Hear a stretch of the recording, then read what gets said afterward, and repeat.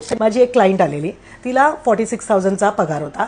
मी तिला विचारलं, अगदी मला म्हणजे मग तिला कळत होतं की आता ही माझ्याकडनं पैसे काढणार. मग आई बरोबर आलेली होती.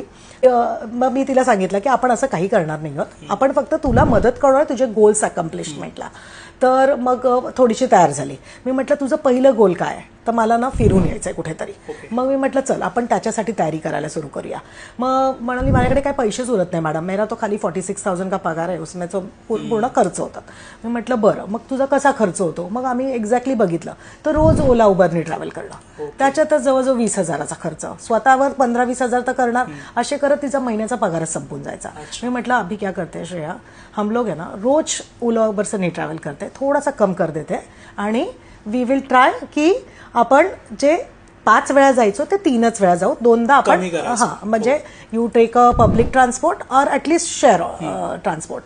मग तसे करून क्लायंटचे 5-7 हजार रुपये वाचायला लागले. आता त्याच्यातनं ना क्लायंट एक 40,000ची ट्रिप करून आली.